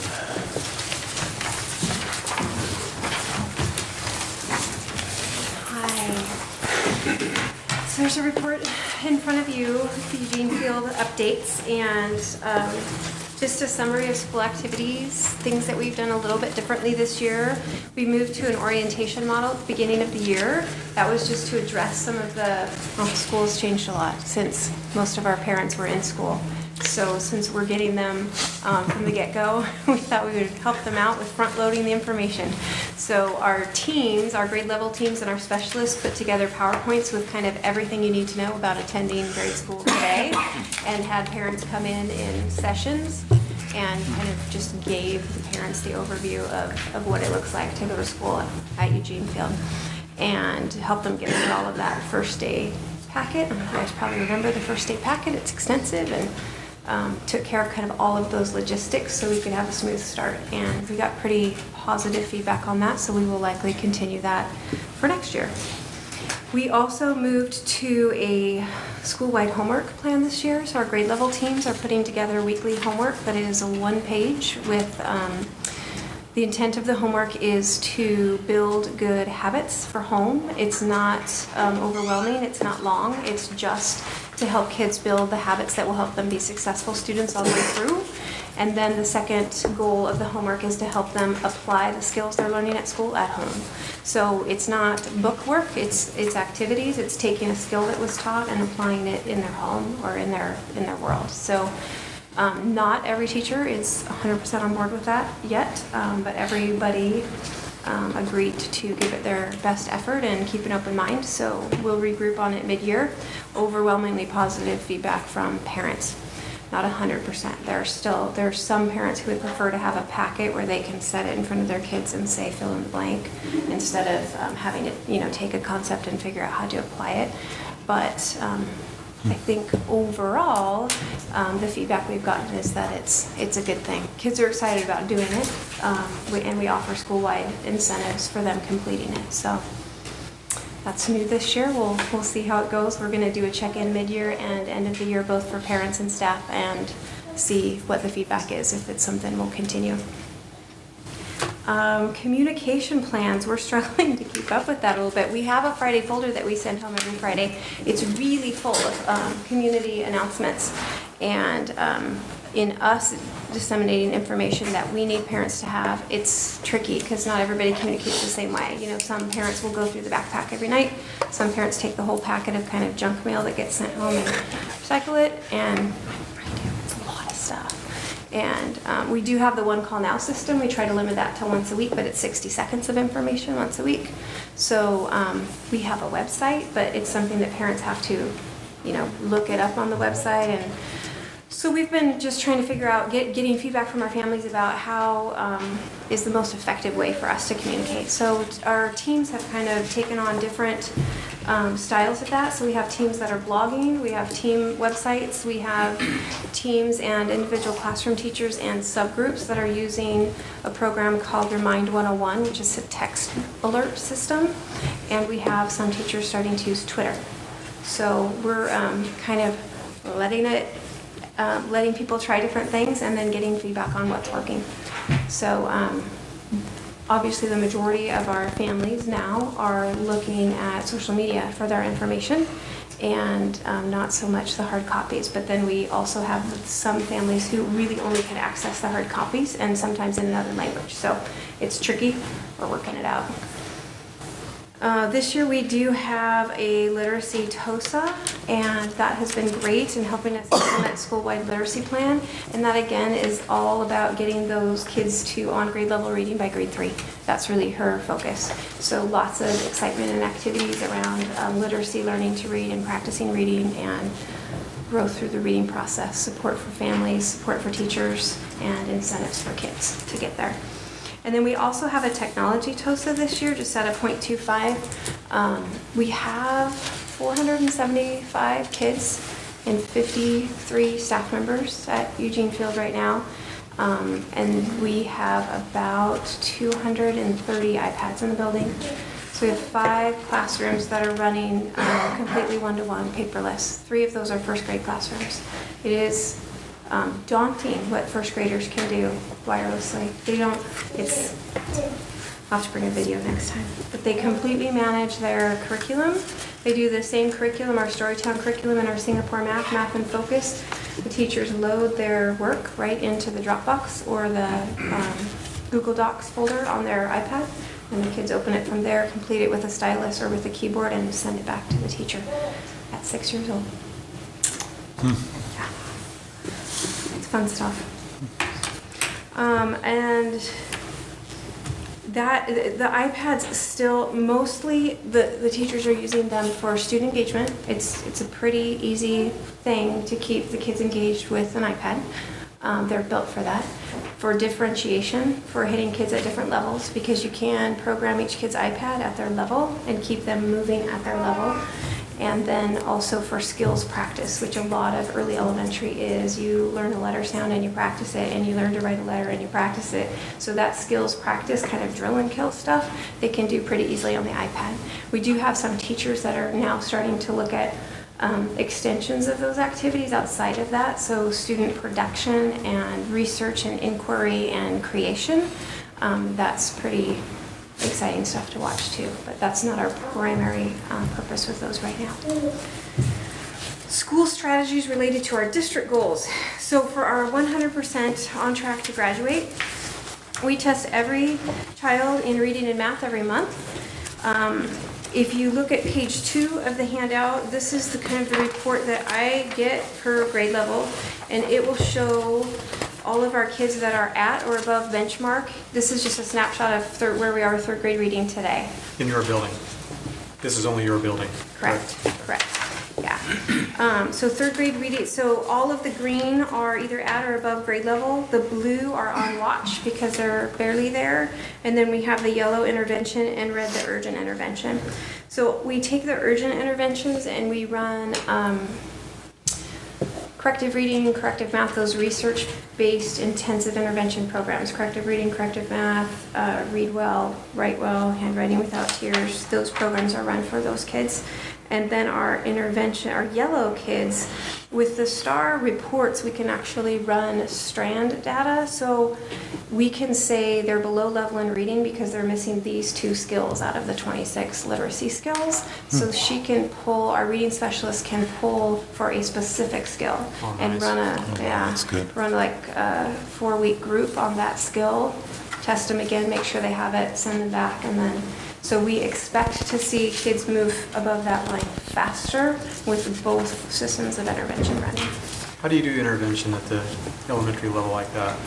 So we have a 90-minute literacy block. And so typically what it would look like is whole group instruction, the first part of that, and then students move into, generally there's 5 centers in the classroom, and one is a small group with a teacher, and one is small group with an assistant, and there's a read to self, and there's an activity, so they move through centers. So after the whole group instruction, the work with the teacher and the work with the assistant, we pull them, if they're in a reading intervention, we pull them at that time so they're not doing their independent rotations, they're instead doing another intervention with a teacher. Because theoretically, they don't have the skills to do that independently in the classroom on their own at that point. And then same for math, we pull out of the math instruction block for math intervention. So, and they go to either our LRC if they're intensive or our MARS room, which is Math and Reading Support Title I. Okay, so they're not missing other instruction by being... No, they're missing their skills practice time in the area they're getting intervention in their classroom. All right. We also then have our academic support rooms, and they're, as we add more groups, because we can add more specific groups with that strand data, our academic support rooms shrink, but we do have, for our ELD, our LRC, and our Title I room, we do have open times during the day where if kids just missed a concept, they need it retaught immediately, they need help to work through something, the teachers can send them to those support rooms and get the interventionists to help them immediately. So we are accessing that as well. On our 95% or better attendance, I looked at lots of attendance letters and policies, and For the very young kids who, and the families who have kids just starting school, we have felt like it needs to be a phone call. And so it's been personal contact with every family who we have target dates. So our attendance secretary will tell me, this kid's at this target.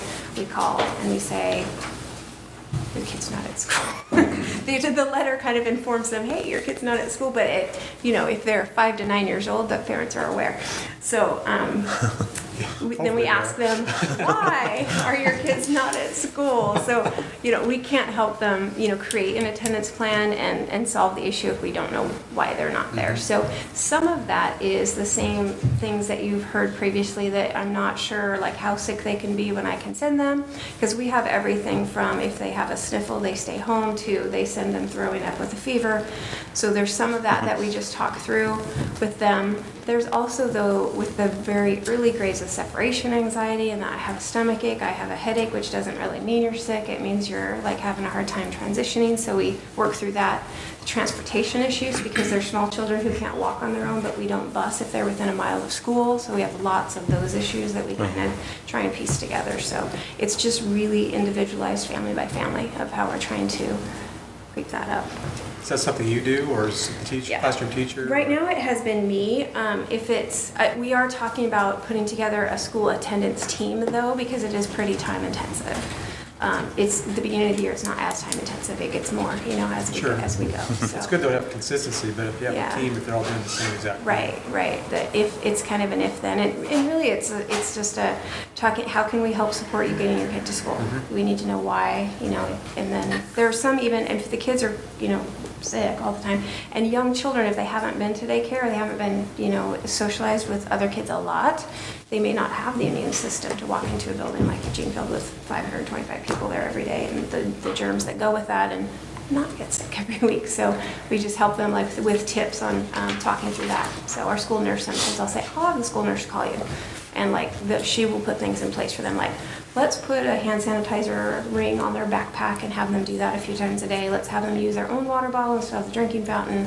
Things like, just like little things to put in place for those kids. So pretty individualized with us.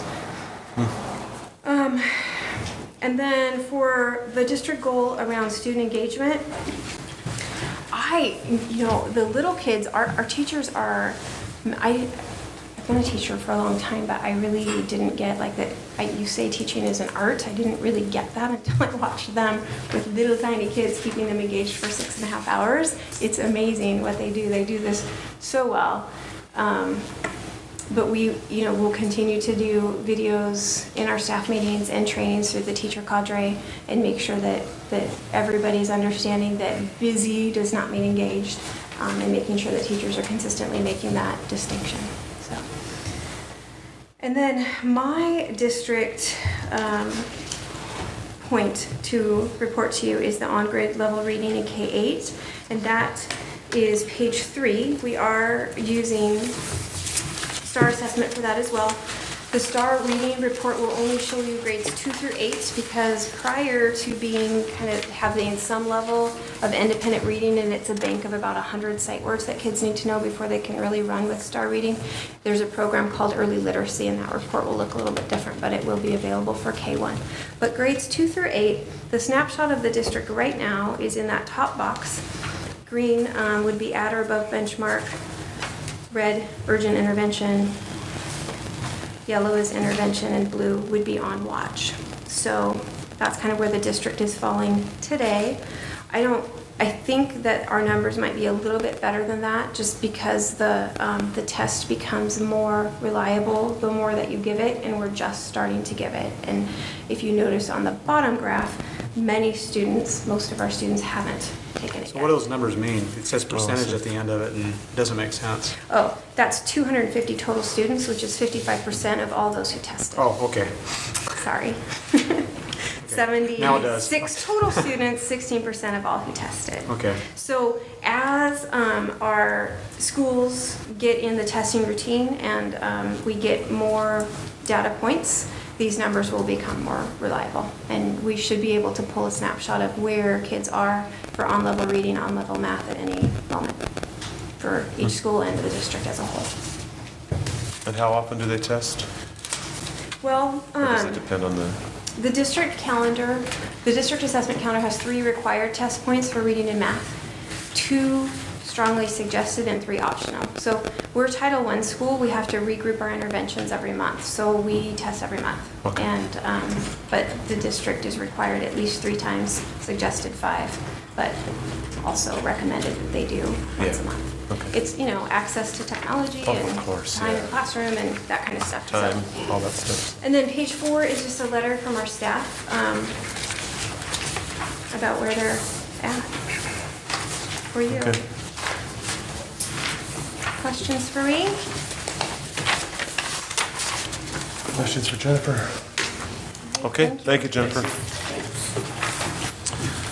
Board reports. Does anybody have anything they'd like to report tonight?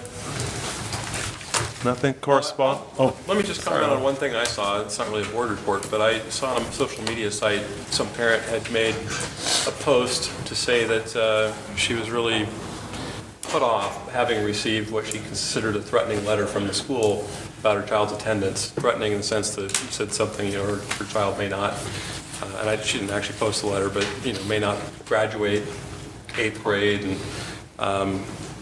and then there was, of course, a whole bunch of other people commenting on it, saying, well, that's ridiculous, and, you know, what do they want to spread germs around the school and all that. And then, of course, somebody else posted and said, well, you know, if you understood like I do, I'm an expert in education, and it's all about money because the school gets paid based on attendance.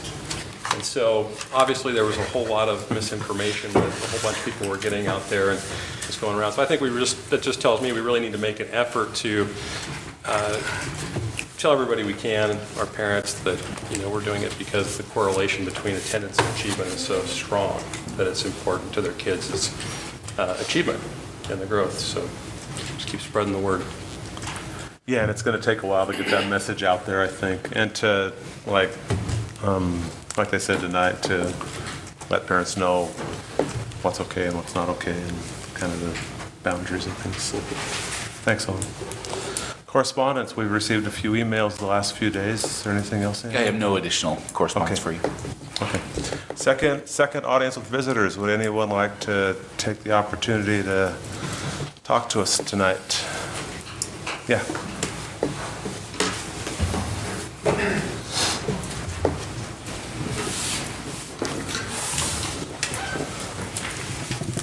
So my name is Andy Diacetis.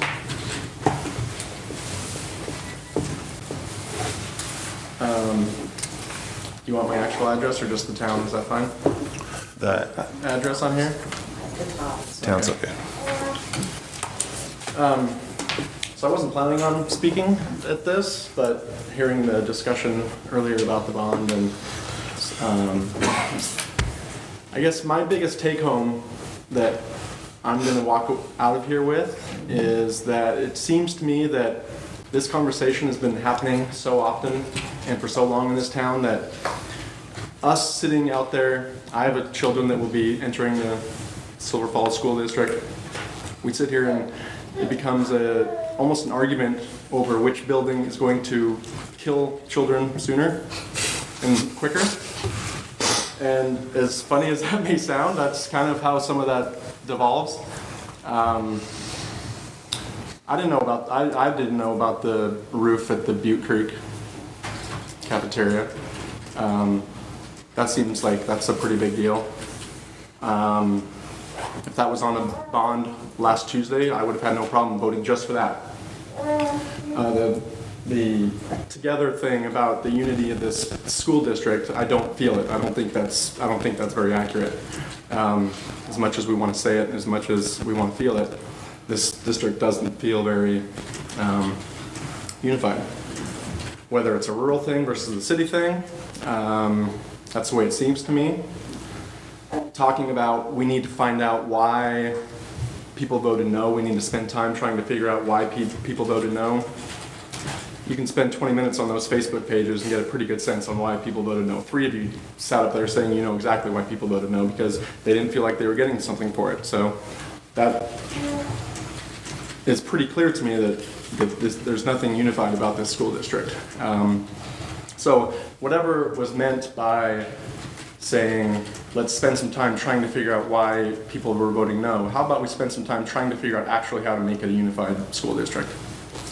I don't know what that is. I wouldn't have the first idea, but since the election, I've heard some sense from rural people, and even today, of this cloud that hangs over the rural schools of there's a chance that maybe they're going to close. Like, is that a real thing? Is that a real threat? Is that something that is legitimately hanging over their heads, or is that just some misinformation that they feel insecure about? I don't know.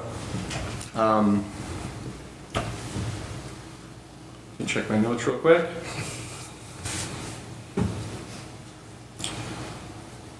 That's basically it.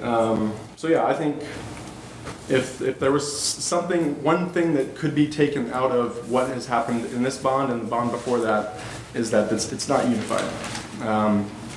It doesn't feel like the people that are parents at Butte Creek or at all the other schools, I don't think they have my children's best interest at heart, and I think that's a pretty significant problem.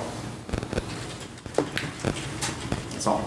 Thank you, Andy. I'd like to respond to a couple things you just said, because I'll tell you just my own experience. I went to Evergreen School 25 years ago, and I can remember very clearly my mom being on the school board, the Evergreen School Board at that time, and the constant fear of that school being closed by lack of funding, and then particularly when we got into the unification process, that was the fear. So that fear has been out there for for as long as I can remember.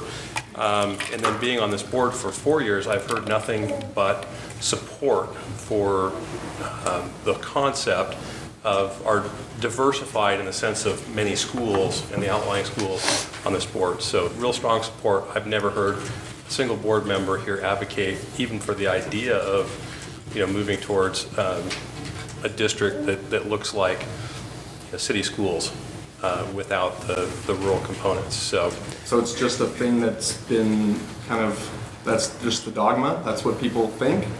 As far as I can tell, we've seen it happen certainly in Salem and some other places. But, I haven't seen any evidence of that in our board discussion, and it's been out there for forever. Well, the idea is lovely, and I wish that the people that are out there, I wish they didn't look at the city schools as the enemy, because that's how it feels. And I don't blame them. If I had that specter hanging over my head, I'd have a hard time wanting to raise my taxes for one school in town when my cafeteria roof is about to cave in. Who would be able to argue with that? But the fact that those aren't dealt with is frightening. Well, it's also interesting. I went to several of our meetings that we had throughout the district here this last year, where we had people from the school district, whoever wanted to come to community meetings at the schools.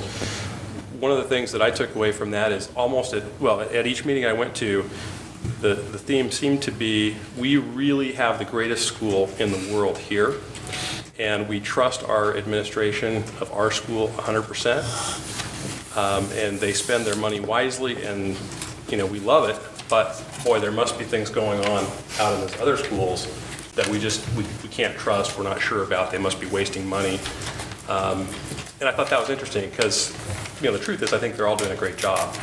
But there was certainly a feeling at each school of a distrust amongst the others. And the parents or the administrations themselves? No, these were just parents, community members, saying we think we're doing a great job with our site-based budgeting, but boy, the other schools out there, they didn't have any specific examples of waste or anything. They just made that assumption really that they're doing a great job and that others maybe aren't. There's not a trust there that everybody's really doing the same thing for their kids, or as best they can. Yeah, this board has always been very supportive of the K-8s, and we've never had discussions about that. And at the last bond election, I know there was some rumors floating around about building a mega middle school here in town and moving all the middle school kids. That was never on the table. We had never even talked about that. And that's one thing we made real clear when this bond started, that is not, just based on the history, that that's not going to happen. And we have no plans for anything like that to happen. Reality, you at can't all. afford it anyway. Even if we wanted to, we can't afford it, so. And we wouldn't want to. The K-8s are really valued. That's one thing that really came out of the whole visioning process we did for the whole district, like Owen was talking about how people value those K-8 schools, and they're doing a good job, and they're doing good things, and they're this, they're the center of those communities. So it's really important to keep those intact. Andy, thanks for coming forward. You from someone from in town, you really touched on a lot of issues. As one of the board member that was against the bond, I feel like kind of even touched a little bit. Maybe I come from a rural background. Since unification, we have closed 2 rural schools. I know one of the former board members of the Monitor. He was on Monitor School Board at unification, and at that time he actually sent me a letter to read, but I think he'll come speak for himself. But he shared a story with me that, they could have joined with Mont Angel, they could have joined with Silverton, they could have joined with Woodburn because they bounded on either of those. The superintendent at the time assured him that they would not close Monitor School. And within 10 years, Monitor School was closed. Salem Kaiser has closed their rural schools. Malala has closed their rural schools. We closed Bethany, and I think for a while there, I believe that half of its students came from Salem or Jervis because those areas closed their rural schools. And I'm not sure about the numbers on that. That's just kind of a rough recollection. It is a specter. It's real. Those folks do not hate the kids in town. They love their community schools, and they're scared. Some of them are. Some more than others. I would love to find a way to structure bonds going forward. I believe, Andy, for next work session, I believe a while at a work session, you made the statement that half of the students come from rural areas, half of the money comes from rural areas, and half of the voters are from rural areas. Was that roughly accurate? It's roughly accurate. Yeah. If we could structure bonds going forward so that, and it's going to take some planning, and we're going to have to move some Legos around and really work at this, but going forward, if we had bonds that half of the money went to the rural schools, half was in town, we would pass these every single time. We wouldn't be doing this. And I thank you for coming forward and saying it, because a lot of people are scared to say things. Some folks, there were some other solutions offered during the discussion from some rural schools about adjusting boundaries, and some of those folks felt handled pretty roughly, especially on some Facebook comments that were later taken down. And I said thank you for saying some things. It's even a little more complicated than that, though. It is more complicated. Even the rural communities are. It's very complicated, but I think it's worth doing. This school district is the best dang school district around, because we didn't close our rural schools like a lot of the other ones did. It's real. It's real.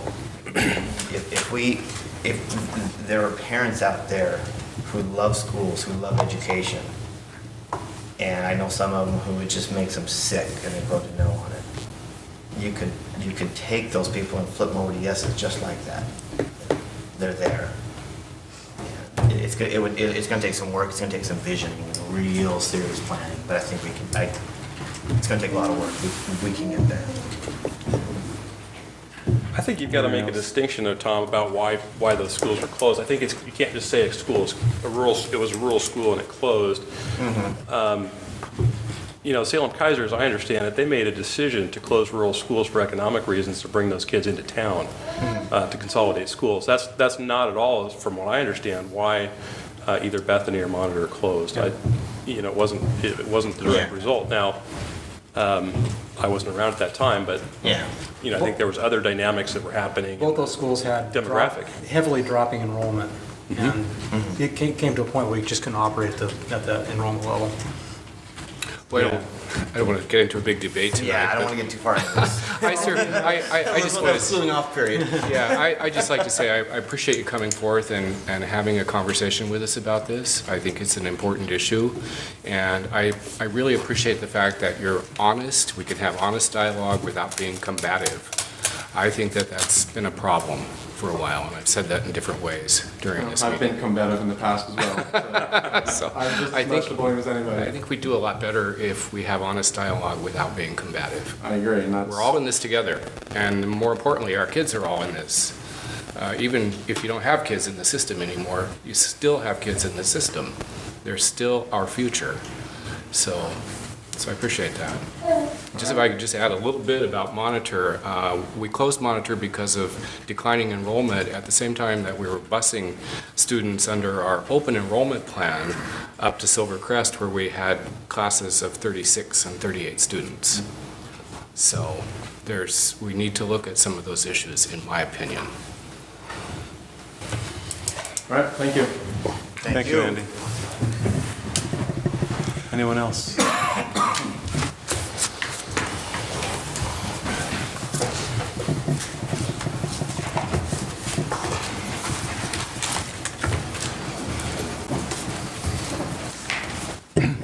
My name's Carson Lord, and just on that subject and in the spirit of honesty, I think that we need to remember that we valued our rural schools so much that every year since unification, we've subsidized them. We reimburse for every student that goes to a small school at a higher rate than we do for the students that have attended the larger schools, in particular Eugene Field.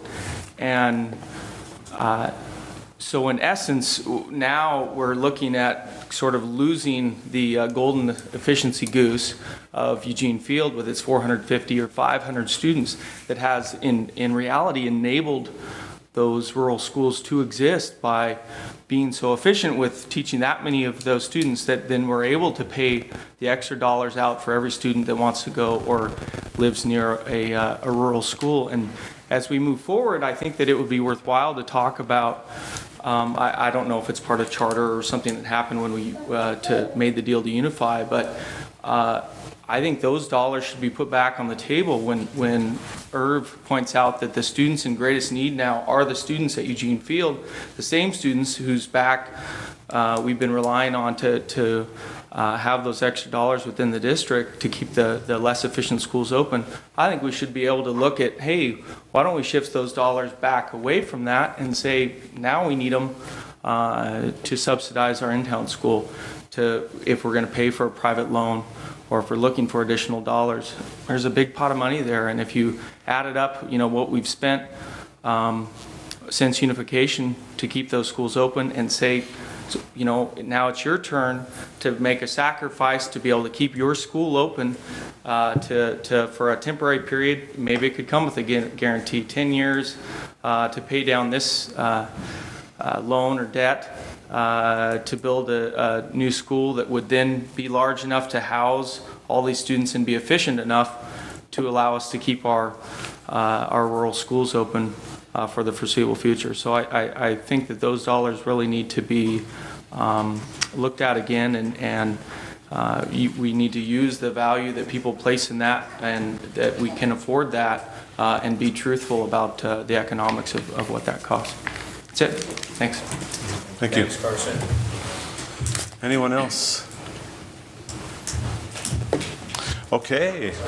Oh, yeah, John.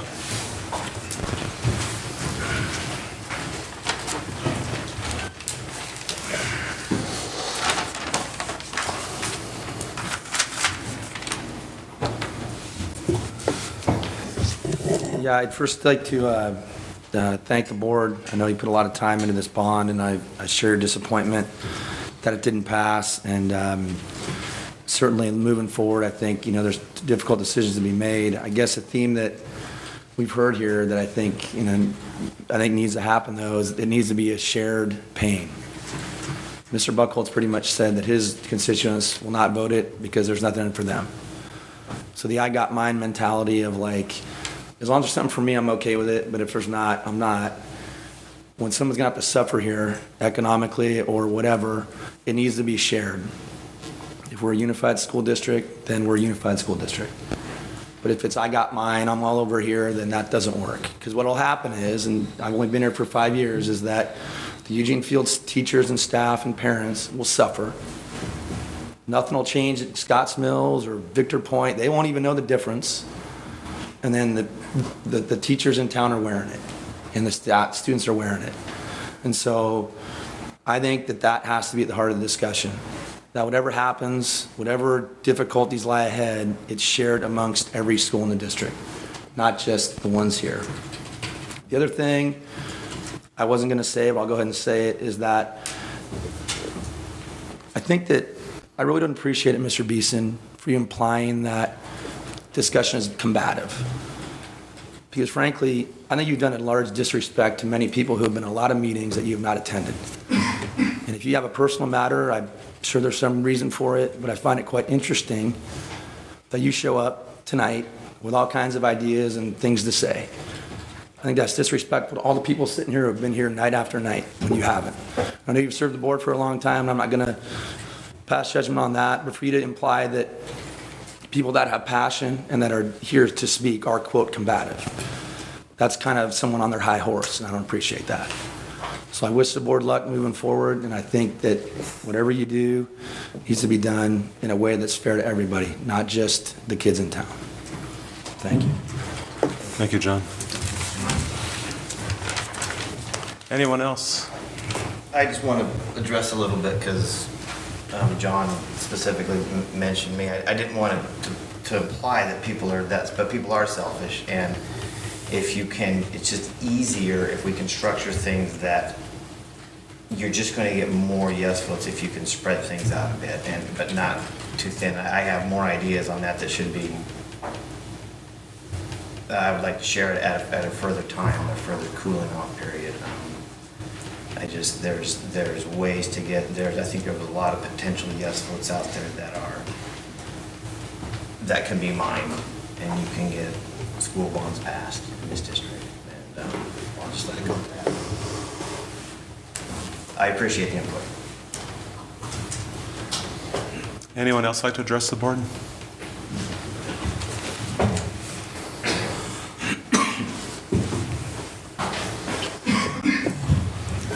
Colin Scott, grew up in this town, lived here my entire life. I think one thing that I think you're right on with is trying to get the outside people unified together. But I think the biggest thing too, going forward in working groups, is trust. And I don't know how many people you hear that have been around forever that still bring up the original bond and how they were lied to. True or not, it's always comes up every time. I don't know how many people were in this room or even around then when it first came through. But no matter what, they still feel that this group, even though it's not fair to any of you, that they don't trust them and they're not going to vote for it because they don't think it's going to be the right way. So that's another thing I think we need to think about when we're talking about bringing in the outline people to try to sway the no votes, is also, are they going to trust that we're doing what people say they're going to do? And I've heard that a lot. So just wanted to throw that out there. Okay. Are you referring to the first high school bond? There's a lot, every time it comes up, that's what they originally talked about, is the first bond, we were lied to. There was some family function, I go way back in my memory, where my sister realized that she thought she voted for high school, not half of high school. And I think people don't understand how that first bond worked. You know, at the time when that happened, I was 14 years old and about to start high school. I don't have any idea what went on then. Yeah. And I think there's a lot of people now that live in this town with kids that were a similar age that probably didn't necessarily understand it then either. And I know, some of them are probably voting because they do have kids involved, but I think there's a huge problem and a disconnect there with what happened the first time. And I don't know how much, you guys can say or what can go back, but I think giving people a better understanding of the history of how all this happened and might help some of the people that still, it's the first thing out of their mouth is, why did we have to build the high school twice? And I think you talk about Schlater and retrofitting Schlater and all that, and I've heard other people make the comments, we were told Schlater isn't good enough, and now they're talking about moving kids into there. Well, they didn't understand, I don't think, the last bond go around, that it was to rebuild the entire thing, essentially. They still feel like, well, they were just going to remodel Schlater and now it's okay. However many years ago it wasn't. And I just think for some reason that the education to those people that are on that fence is not getting out there. I don't know. Part of it, maybe they don't want to even learn it, or it's not available to them to understand. And I think you brought up about, Butte Creek, that one of the things in the bond was to make the seismic improvements out there. Well, I don't think people understood that what that meant was fixing the cafeteria from falling in on kids' heads. And so I think that's one of the things I would say going forward is really try to spell it out better for the people to understand what, what's happening. And the big thing is, to me, is just trust. Everybody brings up every time that they were lied to 20 years ago. Yeah, the feeling is there, whether valid or not, and perception is reality. And in any relationship, whether it's public or between two people, when trust is broke, it takes a long time to get it back. And I don't know, maybe it's not fixable, but maybe just at least, bringing that up in the working groups to try to figure out a way to try to fix that might be worthwhile too. Yeah. So. Thanks, Colin. Thank you. Anyone else? So I'd just like to make a comment, if I might. Yeah, go ahead, Rip. Oh, please, go ahead. No, That's all right. go No, ahead, I'll I'll sign save it. it till last. Thanks.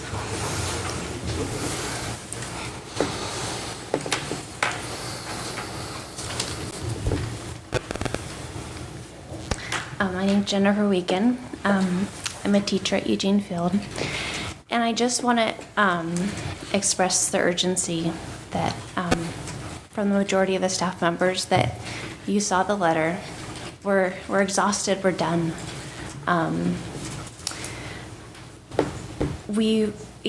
It's not fair to our kids. We're the ones always suffering. We have to smell the dead possum when we're eating lunch. We don't have cold water. We have cold water to wash our hands. I'm sorry, I'm kind of weird, emotional. It's okay, Jen. But it's not fair that other schools can offer full-day kinder. It's just, how much longer are we going to do this? Like, what are we waiting for? I realize nothing's free. Everything costs money, but I don't know. I'm not excited for my kids to start school. It's like, wow, you have this piece of crap building you get to, I'm sorry, but it's true. Nothing would make me happier than to see a for sale sign before Christmas. I mean, we can try. We need money. It's not going to be pretty. Our outcome, I mean, schools are like families. I would never want any country school to have to break up. But I don't want ours broken up either. We're families. And I just hope you all realize that. Thanks. Thank you. Thanks, Jen. Anyone else? Okay, David, did you want to make a Thanks, quick Tim. comment before? So I'd just like to address Mr. Mannion's comments. I certainly didn't mean any disrespect to the citizens of this community where I've served as a board member for 15 years, and prior to that at Butte Creek for 7 years. Also in the Willamette ESD for 10 years and the State School Boards Association for 15 years. This is a fairly heavy volunteer load which I've undertaken because I really believe in the importance of education and that public education is the backbone of our effort to educate our youngsters. I missed a number of meetings this summer and spring, and the reason is not just a sort of simple personal matter.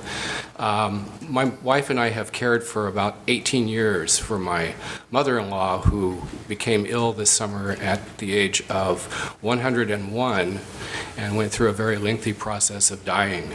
During that process, my wife had 5 major surgeries. And so during some of those surgeries, I was actually in the operating room or in the waiting room at Salem.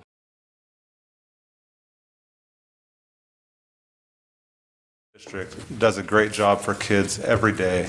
And I've one thing I've done being on the board is tried to make it a point to get around to visit all the schools. And some schools offer certain programs, some don't. It's a school choice, but every day the kids in this district are getting educated and getting a great job done for them. And I know there's a lot of talk about unification and how we're not a unified district. And I know that when a bond fails and things like that, all that starts to come to the surface. And I'm sure there's some truth to a lot of that. Some of the stuff between the in-town schools and the outlying schools. And I know there's some stuff to that, but in my mind, this district is a lot more unified than a lot of people give it credit for. I just think, I know there's issues, we'll work through them, but when it comes to the schools and the kids, this district is doing awesome things for kids every day. And in my mind, that's the most important thing. And we'll get through these facilities, we'll figure this out. But I just want to say that in parting that we're doing what's best for kids. And we plan on continuing doing that. And that's just the message I kind of wanted to end with, I guess, but for what it's worth. So we have no action items tonight, so we're adjourned. Thank you for coming, everyone.